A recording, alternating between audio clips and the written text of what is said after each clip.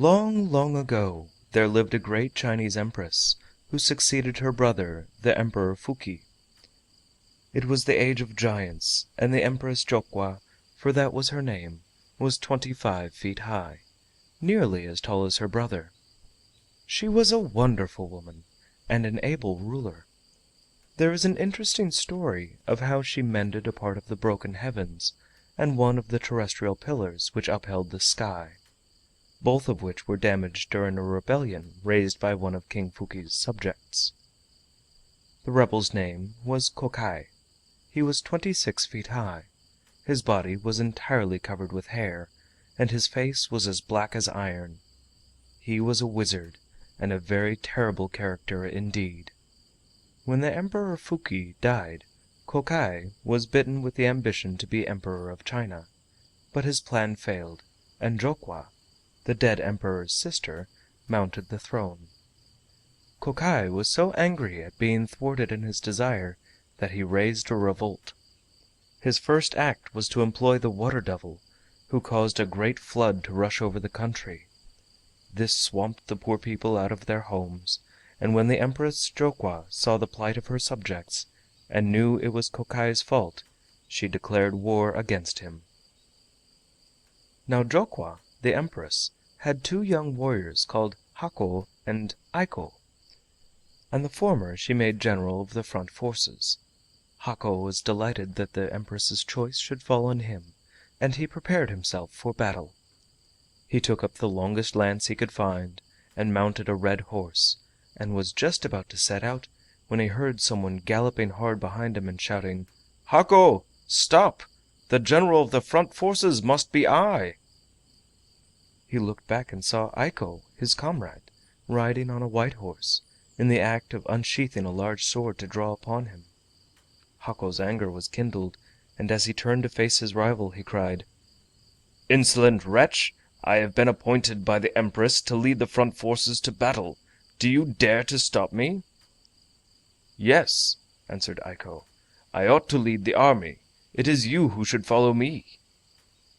At this bold reply Hako's anger burst from a spark into a flame. "Dare you answer me thus? Take that!" And he lunged at him with his lance. But Aiko moved quickly aside, and at the same time raising his sword, he wounded the head of the general's horse. Obliged to dismount, Hako was about to rush at his antagonist, when Aiko, as quick as lightning, tore from his breast the badge of commandership and galloped away.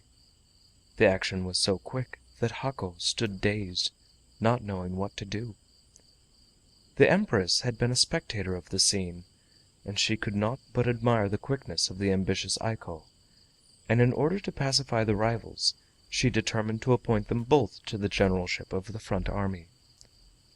So Hako was made the commander of the left wing of the front army, and Aiko of the right. 100,000 soldiers followed them and marched to put down the rebel Kokai. Within a short time the two generals reached the castle where Kokai had fortified himself. When aware of their approach, the wizard said: "I will blow these two poor children away with one breath." He little thought how hard he would find the fight.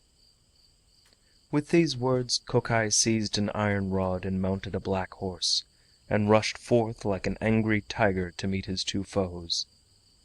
As the two young warriors saw him tearing down upon them, they said to each other, "We must not let him escape alive," and they attacked him from the right and from the left with sword and with lance. But the all-powerful Kokai was not to be easily beaten. He whirled his iron rod round like a great water-wheel, and for a long time they fought thus, neither side gaining nor losing. At last, to avoid the wizard's iron rod, Hako turned his horse too quickly, the animal's hoofs struck against a large stone, and in a fright the horse reared as straight on end as a screen, throwing his master to the ground. Thereupon Kokai drew his three-edged sword, and was about to kill the prostrate Hako, but before the wizard could work his wicked will, the brave Aiko had wheeled his horse in front of Kokai, and dared him to try his strength with him, and not to kill a fallen man. But Kokai was tired, and he did not feel inclined to face this fresh and dauntless young soldier, so suddenly wheeling his horse round, he fled from the fray. Hako, who had been only slightly stunned, had by this time got upon his feet, and he and his comrade rushed after the retreating enemy, the one on foot and the other on horseback. Kokai, seeing that he was pursued, turned upon his nearest assailant, who was, of course, the mounted Aiko, and drawing forth an arrow from the quiver at his back, fitted it to his bow and drew upon Aiko. As quick as lightning the wary Aiko avoided the shaft, which only touched his helmet strings and glanced off, fell harmless against Hako's coat of armor. The wizard saw that both his enemies remained unscathed. He also knew there was no time to pull a second arrow before they would be upon him, so to save himself he resorted to magic. He stretched forth his wand, and immediately a great flood arose, and Jokwa's army and her brave young generals were swept away like a falling of autumn leaves on a stream. Hako and Aiko found themselves struggling neck deep in water, and looking round they saw the ferocious Kokai making towards them through the water with his iron rod on high. They thought every moment that they would be cut down, but they bravely struck out to swim as far as they could from Kokai's reach. All of a sudden they found themselves in front of what seemed to be an island rising straight out of the water. They looked up, and there stood an old man with hair as white as snow, smiling at them. They cried to him to help them. The old man nodded his head and came down to the edge of the water. As soon as his feet touched the flood it divided, and a good road appeared, to the amazement of the drowning men, who now found themselves safe. Kokai had by this time reached the island, which had risen as if by a miracle out of the water, and seeing his enemies thus saved, he was furious. He rushed through the water upon the old man, and it seemed as if he would surely be killed, but the old man appeared not in the least dismayed, and calmly awaited the wizard's onslaught. As Kokai drew near, the old man laughed aloud merrily, and turning into a large and beautiful white crane, flapped his wings and flew upwards into the heavens.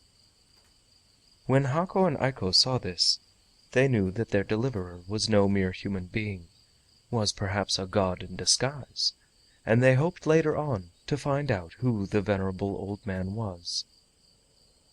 In the meantime they had retreated, and it being now the close of day, for the sun was setting, both Kokai and the young warriors gave up the idea of fighting more that day. That night Hako and Aiko decided that it was useless to fight against the wizard Kokai, for he had supernatural powers, while they were only human. So they presented themselves before the Empress Jokwa. After a long consultation the Empress decided to ask the Fire King, Shikuyu, to help her against the rebel wizard, and to lead her army against him. Now Shikuyu, the Fire King, lived at the South Pole. It was the only safe place for him to be in, for he burnt up everything around him anywhere else, but it was impossible to burn up ice and snow. To look at he was a giant, and stood 30 feet high. His face was just like marble, and his hair and beard long and as white as snow. His strength was stupendous, and he was master of all fire, just as Kokai was of water. "Surely," thought the Empress, "Shikuyu can conquer Kokai." So she sent Aiko to the South Pole to beg Shikuyu to take the war against Kokai into his own hands, and conquer him once and for all. The Fire King, on hearing the Empress's request, smiled and said, "That is an easy matter, to be sure. It was none other than I who came to your rescue when you and your companion were drowning in the flood raised by Kokai." Aiko was surprised at learning this. He thanked the Fire King for coming to the rescue in their dire need, and then besought him to return with him and lead the war and defeat the wicked Kokai. Shikuyu did as he was asked, and returned with Aiko to the Empress. She welcomed the Fire King cordially, and at once told him why she had sent for him, to ask him to be the generalissimo of her army. His reply was very reassuring. "Do not have any anxiety. I will certainly kill Kokai." Shikuyu then placed himself at the head of 30,000 soldiers, and with Hako and Aiko showing him the way, marched to the enemy's castle. The Fire King knew the secret of Kokai's power, and he now told all the soldiers to gather a certain kind of shrub. This they burned in large quantities, and each soldier was then ordered to fill a bag full of the ashes thus obtained. Kokai, on the other hand, in his own conceit, thought that Shikuyu was of inferior power to himself, and he murmured angrily, "Even though you are the Fire King, I can soon extinguish you." Then he repeated an incantation, and the water floods rose and welled as high as mountains. Shikuyu, not in the least frightened, ordered his soldiers to scatter the ashes which he had caused them to make. Every man did as he was bid, and such was the power of the plant that they had burned, that as soon as the ashes mingled with the water a stiff mud was formed, and they were all safe from drowning. Now Kokai the wizard was dismayed when he saw that the Fire King was superior in wisdom to himself, and his anger was so great that he rushed headlong towards the enemy. Aiko rode to meet him, and the two fought together for some time. They were well matched in hand-to-hand combat. Hako, who was carefully watching the fray, saw that Aiko began to tire, and fearing that his companion would be killed, he took his place. But Kokai had tired as well, and feeling himself unable to hold out against Hako, he said artfully, "You are too magnanimous, thus to fight for your friend and run the risk of being killed. I will not hurt such a good man." And he pretended to retreat, turning away the head of his horse. His intention was to throw Hako off his guard, and then to wheel round and take him by surprise. But Shikuyu understood the wily wizard, and spoke at once. "You are a coward. You cannot deceive me." Saying this, the Fire King made a sign to the unwary Hako to attack him. Kokai now turned upon Shikuyu furiously, but he was tired and unable to fight well, and he soon received a wound in his shoulder. He now broke from the fray and tried to escape in earnest. While the fight between their leaders had been going on, the two armies had stood waiting for the issue. Shikuyu now turned, and bade Jokwa's soldiers charge the enemy's forces. This they did, and routed them with great slaughter, and the wizard barely escaped with his life. It was in vain that Kokai called upon the Water Devil to help him, for Shikuyu knew the counter-charm, for his wound began to trouble him, and frenzied with disappointment and fear, he dashed his head against the rocks of Mount Shu and died on the spot. There was an end of the wicked Kokai, but not of trouble in the Empress Jokwa's kingdom, as you shall see. The force with which the wizard fell against the rocks was so great that the mountain burst, and fire rushed out from the earth, and one of the pillars upholding the heavens was broken, so that one corner of the sky dropped till it touched the earth. Shikuyu, the Fire King, took up the body of the wizard and carried it to the Empress Jokwa, who rejoiced greatly that her enemy was vanquished and her generals victorious. She showered all manner of gifts and honors upon Shikuyu. But all this time the fire was bursting from the mountain broken by the fall of Kokai. Whole villages were destroyed, rice fields burnt up, riverbeds filled with the burning lava, and the homeless people were in great distress. So the Empress left the capital as soon as she had rewarded the victor Shikuyu, and journeyed with all speed to the scene of disaster. She found that both heaven and earth had sustained damage, and the place was so dark that she had to light her lamp to find out the extent of the havoc that had been wrought. Having ascertained this, she set to work at repairs. To this end she ordered her subjects to collect stones of 5 colors: blue, yellow, red, white, and black.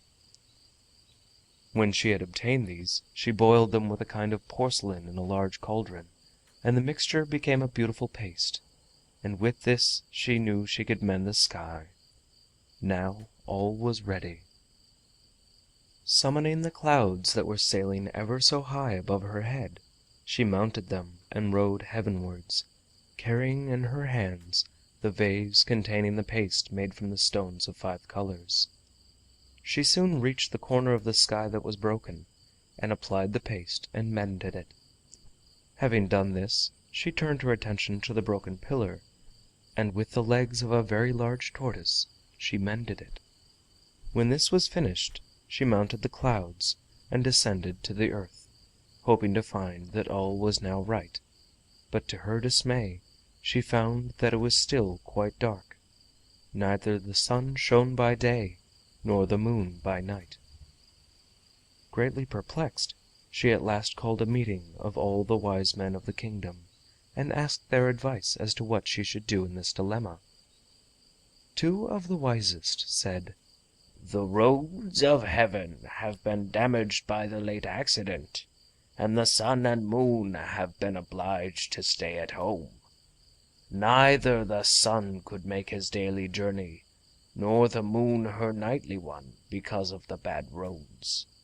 The sun and moon do not yet know that your Majesty has mended all that was damaged, so we will go and inform them that since you have repaired them, the roads are safe." The Empress approved of what the wise men suggested, and ordered them to set out on their mission. But this was not easy, for the palace of the Sun and Moon was many, many hundreds of thousands of miles distant into the east. If they traveled on foot, they might never reach the place; they would die of old age on the road. But Jokwa had recourse to magic. She gave her 2 ambassadors wonderful chariots which could whirl through the air by magic power 1,000 miles per minute. They set out in good spirits, riding above the clouds, and after many days they reached the country where the sun and the moon were living happily together. The 2 ambassadors were granted an interview with their Majesties of Light, and asked them why they had for so many days secluded themselves from the universe. Did they not know that by doing so they plunged the world and all its people into uttermost darkness both day and night? Replied the Sun and the Moon, "Surely you know that Mount Shu has suddenly burst forth with fire, and the roads of heaven have been greatly damaged. I, the Sun, found it impossible to make my daily journey along such rough roads, and certainly the Moon could not issue forth at night, so we both retired into private life for a time." Then the 2 wise men bowed themselves to the ground and said, "Our Empress Jokwa has already repaired the roads with the wonderful stones of 5 colors, so we beg to assure your Majesties that the roads are just as they were before the eruption took place." But the Sun and the Moon still hesitated, saying that they had heard that one of the pillars of heaven had been broken as well, and they feared that, even if the roads had been remade, it would still be dangerous for them to sally forth on their usual journeys. "You need have no anxiety about the broken pillar," said the 2 ambassadors. "Our Empress restored it with the legs of a great tortoise, and it is as firm as it ever was." Then the Sun and Moon appeared satisfied, and they both set out to try the roads. They found that what the Empress's deputies had told them was correct. After the examination of the heavenly roads, the Sun and Moon again gave light to the earth. All the people rejoiced greatly, and peace and prosperity were secured in China for a long time under the reign of the wise Empress Jokwa.